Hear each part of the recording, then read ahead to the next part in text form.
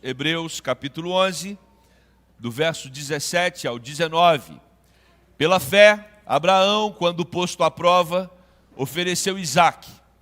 Estava mesmo para sacrificar o seu unigênito, aquele que acolheu alegremente as promessas, a quem se tinha dito: em Isaque será chamada a tua descendência, porque considerou que Deus era poderoso até para ressuscitá-lo dentre os mortos, de onde também figuradamente o recobrou. Meus irmãos, este é um texto que nos remete a Gênesis capítulo 22. Esse é um texto que ele aparenta algumas contradições. Ele nos dá um ar de que parece que tem algo errado acontecendo, como na nossa vida.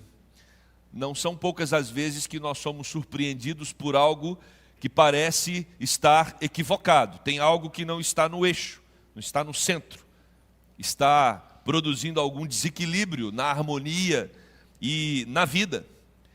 E o que temos aqui é Abraão, um homem que Deus chamou e disse para ele: olha, você vai ser pai de uma grande nação. E na caminhada, Abraão casa com uma mulher que não podia ter filhos. Parecia uma incoerência.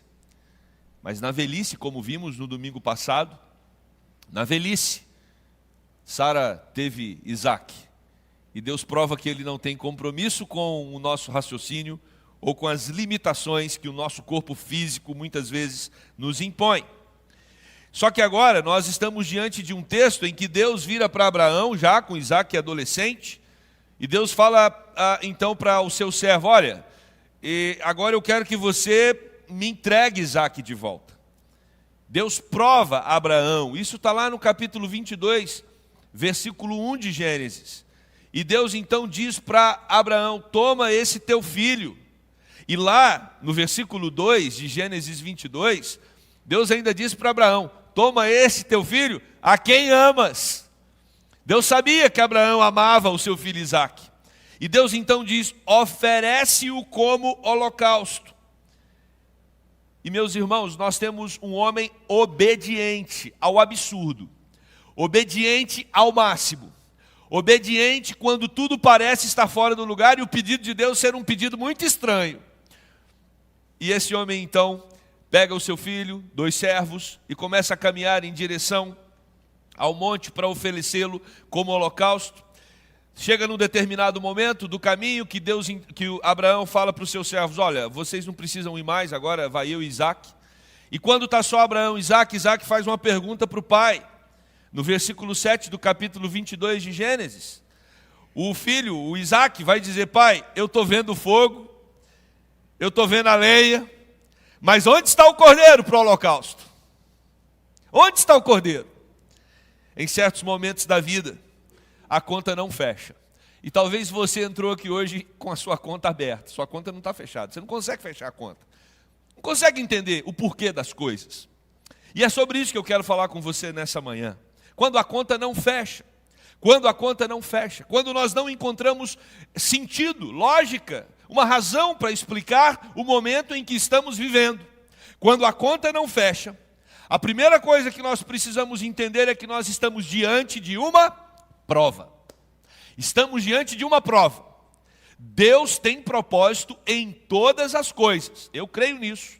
Você também crê nisso.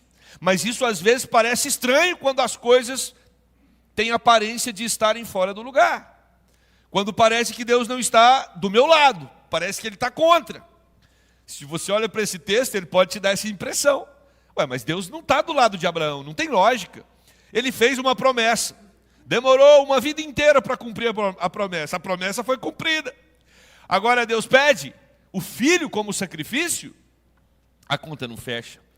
E aí, meus irmãos, assim como Abraão, nós temos provações diferentes diante de nós. Talvez não nessa intensidade, oferecer o filho como sacrifício, mas as provações estão aí. Lá na igreja de Esmirna, em Apocalipse, capítulo 2, verso 10, o texto bíblico diz, eu queria que você lesse comigo: eis que o diabo está para lançar em prisão alguns dentre vós, para serdes postos à prova. Olha só, nós estamos em Gênesis. Lemos agora um texto em Apocalipse. Qual foi a ideia? Isso é propositivo. É para mostrar para você que de Gênesis a Apocalipse, o povo de Deus é colocado à prova. Mas nós precisamos entender que prova é essa. A palavra no grego para prova aqui é peirazô, provar, peirazô, dá a ideia de testar com o propósito de saber o que se pensa ou como se comporta. Provar é isso. Quando Deus prova os seus filhos, Ele quer saber exatamente quais são os conteúdos, as crenças, os valores que os filhos dele estão ancorados. Quando nós somos provados por Deus, o objetivo é Deus checar se a nossa fé está fincada sobre a rocha ou se ela está sobre uma areia movediça. A prova tem o propósito de revelar o quanto nós amamos a Deus. E essa prova aqui, ela era ordinariamente insuportável. Porque se tem algo que nós amamos, são os nossos filhos.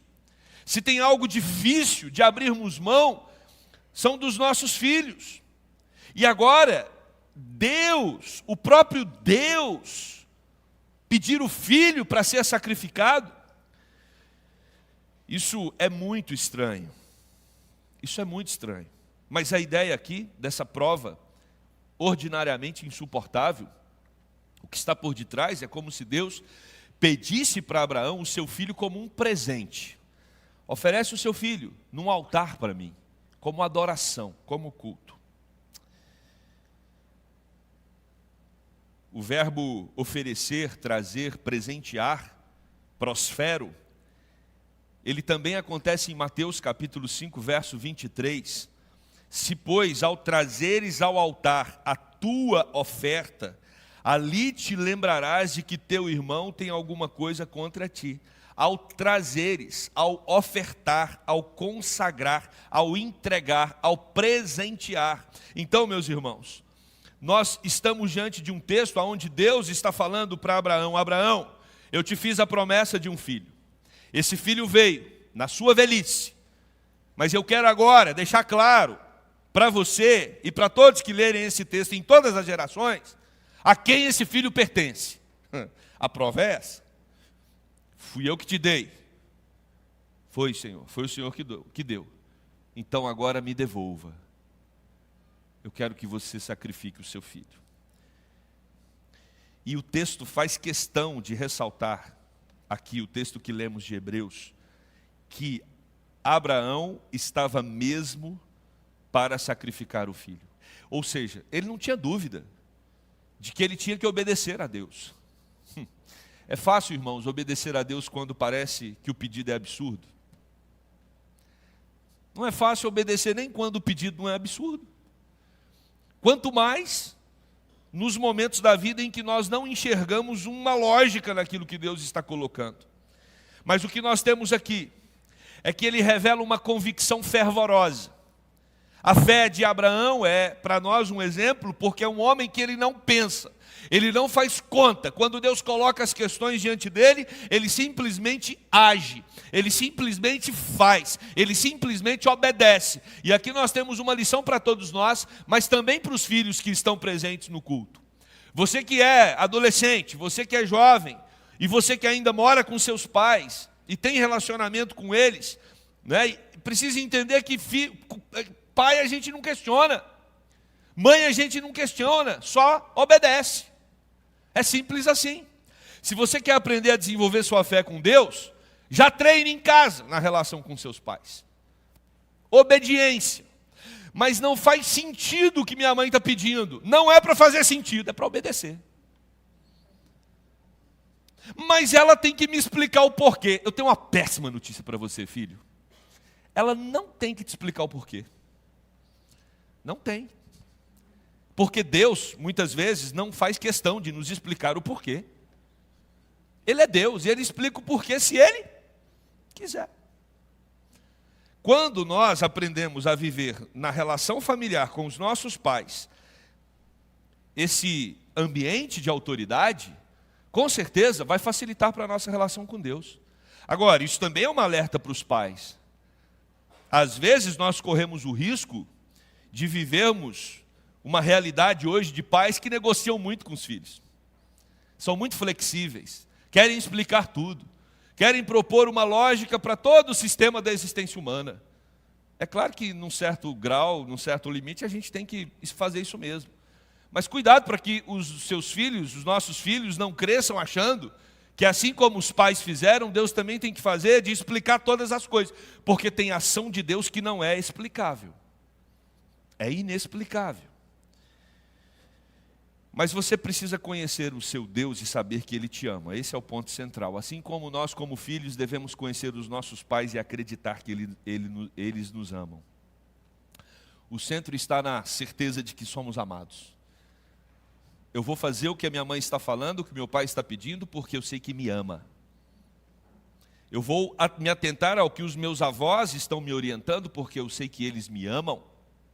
O centro é o amor, e é por isso que Abraão simplesmente obedece, porque ele não tem dúvida de que Deus o ama. Parece absurdo esse texto aqui, mas esse absurdo ele é replicado, ele é repetido por Jesus. Quando Jesus vai dizer, aquele que ama o seu pai, a sua mãe, seu filho, mais do que a mim, não é digno de mim. Então o que nós temos aqui é um texto que mostra a fé de Abraão, mas mostra que a estrutura para o desenvolvimento dessa fé está no amor que Abraão tem para com Deus. Ele não duvida do amor de Deus. Por isso ele pega o seu filho, ele pega a lenha, o fogo e vai em direção ao holocausto. Por quê? Porque ele sabe quem está dando a ordem. E quem está dando a ordem é o seu Deus, o Deus que deu o único filho para ele na velhice. O Deus que nunca pediu sacrifício de crianças. Guarda isso, viu? Diferente de outras religiões no mundo ao longo da história, o nosso Deus nunca pediu sacrifício de crianças. Abraão conhece o seu Deus. Ele sabe que o seu Deus não é incoerente. Ele sabe que o seu Deus cumpre as promessas e cumpriu na velhice dele. Ele sabe que o seu Deus nunca pediu um filho, uma criança como sacrifício. E ele sabe que o seu Deus não se limita aos processos cognitivos. Ele simplesmente obedece. Entre nós e as provações, meus irmãos, está o Deus que cumpre as suas promessas. Às vezes a gente lida diretamente com a provação. E a gente acha que o problema é entre a provação e nós. Eu quero dizer para você que entre você e a sua provação existe um Deus que cuida de você. Essa provação está completamente debaixo do controle dele. Por isso, tranquilize o seu coração. A provação, antes de ser sua, ela é de Deus. Porque é Deus quem a dá. E Ele não vai nos dar provação que seja além das nossas forças. Então nós precisamos entender que o nosso problema, o nosso sofrimento, a nossa dificuldade, entre ela e nós, existe um Deus que nos protege, que nos blinda, que nos ampara. E Abraão sabia exatamente disso. Não tinha ainda os salmos, mas certamente, na mente dele, no coração, ele sabia que Deus era o seu refúgio e fortaleza, socorro bem presente nas tribulações. Ele sabia que Deus estava com ele o tempo todo. Afinal, o processo de sair da sua parentela e ser sustentado por Deus durante todo o percurso já havia sido experimentado por aquele homem. Isaías, capítulo 41, verso 10, eu convido você para ler esse versículo comigo. Olha o que diz o texto, vamos juntos? Não temas, porque eu sou contigo. Não te assombres, porque eu sou o teu Deus. Eu te fortaleço e te ajudo e te sustento com a minha destra fiel. A destra de Deus é fiel. A mão do Senhor está a seu favor para te proteger. Isso precisa trazer tranquilidade ao seu coração. Então, quando a conta não fecha, lembre-se que nós estamos diante de uma prova, mas que o Senhor está conosco. Deus disse para Jacó, lá em Gênesis capítulo 28, verso 15, Eis que eu estou contigo, te guardarei por onde quer que fores, e te farei voltar a esta terra, porque te não desamparareis, até cumprir eu aquilo que te hei referido. O nosso Deus, Ele não nos desampara, Ele está conosco. Abraão tinha consciência disso. Abraão sabia que estava subindo para aquela montanha, não somente ele e Isaque, mas Deus estava no processo. Eis o ponto central diante das provas. Deus cumpre as suas promessas. E esse é o segundo ponto do nosso sermão. Quando a conta não fecha, isso significa que nós estamos diante de uma prova. Foi o primeiro ponto. Quando a conta não fecha, nós precisamos entender que estamos diante de uma aparente, grifa o aparente, contradição. Estamos diante de uma aparente contradição. Parece que não está acontecendo conforme Deus prometeu. Deus prometeu que o meu filho seria pai de uma grande nação, porque a promessa foi feita a Abraão, Isaque então deveria cumprir essa promessa. Não faz sentido Deus eliminar Isaque. Estamos diante de uma aparente contradição. E você? Quantas vezes você já esteve diante de uma aparente contradição? A conta não estava fechando. Não faz sentido o que está acontecendo. Em tantos momentos da nossa vida, nós percebemos que não é o caminho natural que está diante de nós. Tem um caminho diferente, escolhas absurdas. Em alguns momentos, crer parece algo de outro planeta. Mas sempre vai ser, meus irmãos, sempre vai ser. A nossa fé, ela será evocada em momentos de aparente contradição. Contradição que estava no coração da mulher hemorrágica. Será que eu toco nele? Será que se eu tocar nele eu serei curada? Contradição. Será que ele cura só por eu tocar nas vestes dele? Mas eu vou crer e eu vou tocar. E ela foi curada. Na contradição, ela experimentou a intervenção divina. Não só a mulher hemorrágica, mas o paralítico, que estava há 38 anos no tanque de Betesda ali esperando para ser curado. Contradição. Ele nunca conseguia chegar até a água. Mas quando Jesus vai até ele, ele é curado. Contradição. Quando Jesus está com 5.000 homens, sem contar mulheres e crianças no deserto, e chega num determinado momento do dia que esse povo tem fome. E o que Jesus tinha diante dele? Apenas 5 pães e 2 peixes. Lá em Mateus capítulo 14, do verso 13 ao 21. Jesus tinha 5 pães e 2 peixes. 5.000 homens, sem contar mulheres e crianças. Não é possível alimentar uma multidão com tão pouca comida. Existe uma aparente contradição. Mas o texto bíblico vai dizer que Jesus multiplicou aqueles pães e aqueles peixes e alimentou toda aquela multidão.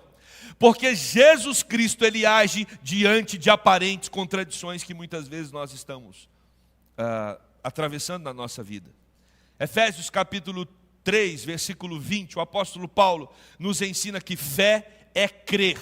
Fé é crer que Deus é poderoso para fazer infinitamente mais do que tudo quanto pedimos ou pensamos, conforme o seu poder que opera em nós. Deus está pronto, preparado e disposto para fazer em nossas vidas infinitamente mais do que tudo aquilo que pedimos e pensamos, conforme o poder dele que opera em nós. Meus queridos irmãos, grandes coisas o Senhor tem reservado para o seu povo, mas nós precisamos crer quando estamos diante de uma prova, quando estamos diante de uma aparente contradição.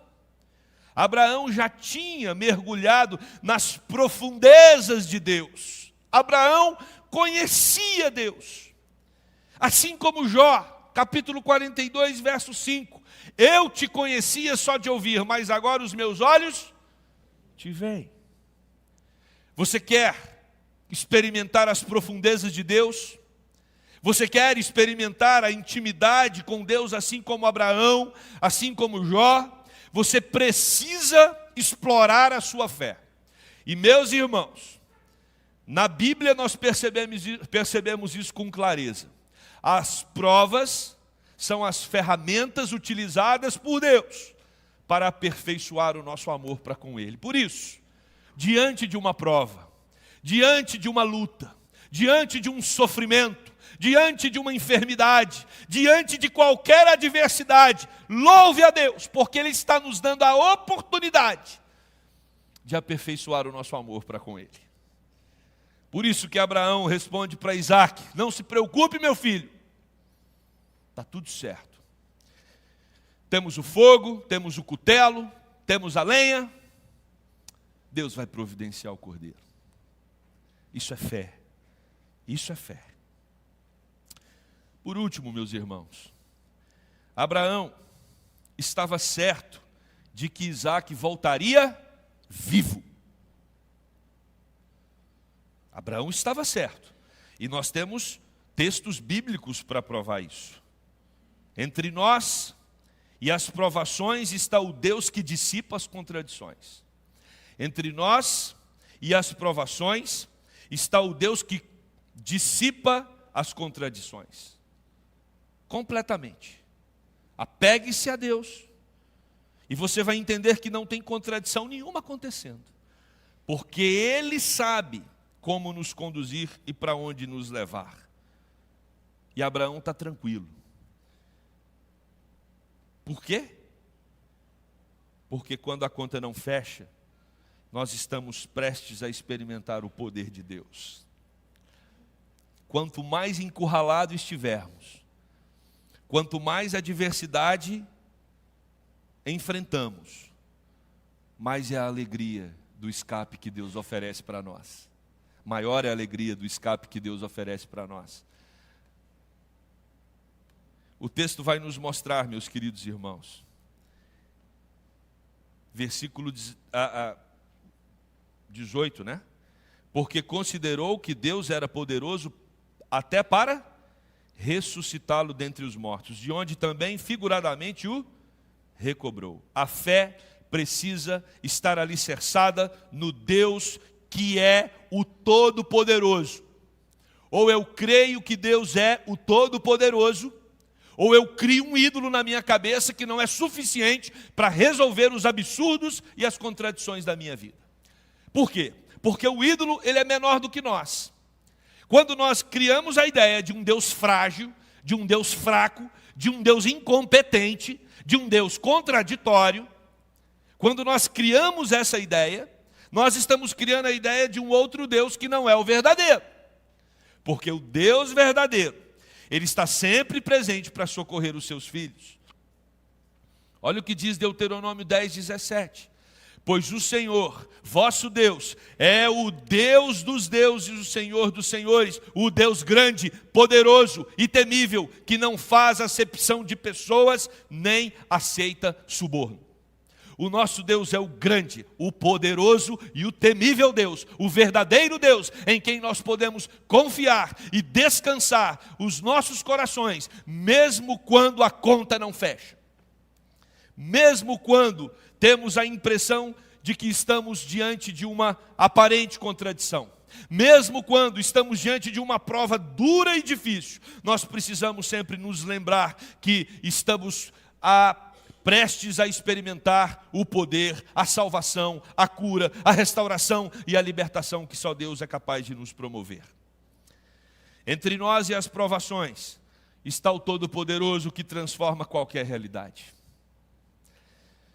Apocalipse, capítulo 1, verso 8, o texto vai dizer: eu sou o Alfa e o Ômega, diz o Senhor Deus, aquele que é, que era e que há de vir, eu sou o Todo-Poderoso.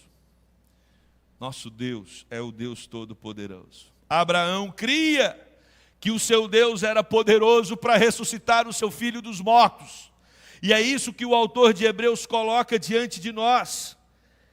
Em Isaque será chamada a tua descendência, porque considerou que Deus era poderoso até para ressuscitá-lo dentre os mortos.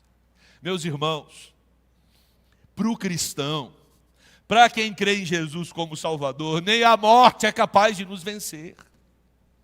Nós somos mais que vencedores em Cristo Jesus, e Abraão tinha consciência disso. Por isso o autor de Hebreus ressalta: Abraão cria que mesmo que ele tivesse que sacrificar o filho, Deus o ressuscitaria dentre os mortos. Cremos no Deus da ressurreição. E está aí, irmãos. Talvez a ressurreição seja o elemento mais difícil de acontecer no processo de vida. Porque enquanto existe fôlego, temos esperança. Mas quando morre, a morte, ela é o recado da sentença final. Quando alguém diz, olha, morreu, acabou. Não para o Todo-Poderoso. Porque até aquele que está morto, ele é capaz de trazer a vida de volta. E não faltam textos bíblicos para provar isso para mim e para você. 1 Reis 17, o filho da viúva ressuscita.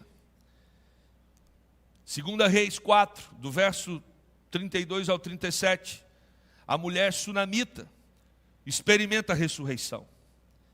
O homem que foi encostado nos ossos de Eliseu, 2 Reis capítulo 3, experimentou a ressurreição. No Novo Testamento nós temos o filho de uma viúva, a filha de Jairo, Lázaro, Tabita, Eutico, todos esses voltaram da morte e retomaram as suas vidas. Sabe por quê? Porque o nosso Deus é capaz de ressuscitar até mesmo os mortos. E Ele é capaz, porque Ele mesmo ressuscitou da morte. Esse é o Deus Todo-Poderoso que nós estamos diante dEle. Esse é o Deus que nós nos ajuntamos para adorar aqui hoje de manhã. Então eu não sei qual é o momento em que você está vivendo. Eu não sei o que você está enfrentando, quais são as adversidades da sua vida. Você entrou aqui hoje. Certamente alguns aqui estão mais angustiados do que outros, mais preocupados. Existem questões na vida pessoal, talvez familiar, talvez social, que tem trazido alguma perturbação no seu coração. Nenhuma perturbação que entrou aqui hoje de manhã é pior do que a morte. E Abraão cria que mesmo que ele tivesse que sacrificar o seu filho, Deus iria ressuscitar. Seu problema é menor do que a morte. Isso eu posso afirmar categoricamente. Você está vivo. Você está vivo. Então o seu problema é menor do que a morte. E mesmo que fosse a morte, teria solução em Cristo Jesus. Descanse o seu coração. Entenda que quando a conta não fecha, nós estamos diante de uma prova. E o propósito da prova é aperfeiçoar o nosso amor para com Deus. Quando a conta não fecha, nós estamos diante de uma aparente contradição. Entre nós e as provações está o Deus que dissipa as contradições. Basta crer. Creia piamente, integralmente, e você vai experimentar o poder de Deus. Quando a conta não fecha, nós estamos prestes a experimentar o milagre de Deus na nossa vida. Eu quero terminar esse sermão convidando você para experimentar o mesmo que Abraão experimentou. Quando ele levanta o cutelo, o filho já estava amarrado sobre o holocausto. Ele ouve a voz de Deus dizendo: Abraão, não faça isso. O cordeiro está ali do lado. Pegue o cordeiro e sacrifique-o. Deus sempre vai dar uma rota de escape para os seus filhos quando estiverem diante de uma situação em que a conta não fecha. Creia nisso, descanse o seu coração. Porque esta é a verdade que Deus revela para nós nessa manhã. Deus sempre vai dar uma saída para os seus filhos. E que Ele te ajude nos momentos de contradição, de dilema, de dificuldade, que você receba da orientação dEle, mostrando para você aonde está o cordeiro, para que você confie que Ele sempre vai dar uma solução para o seu problema. Amém?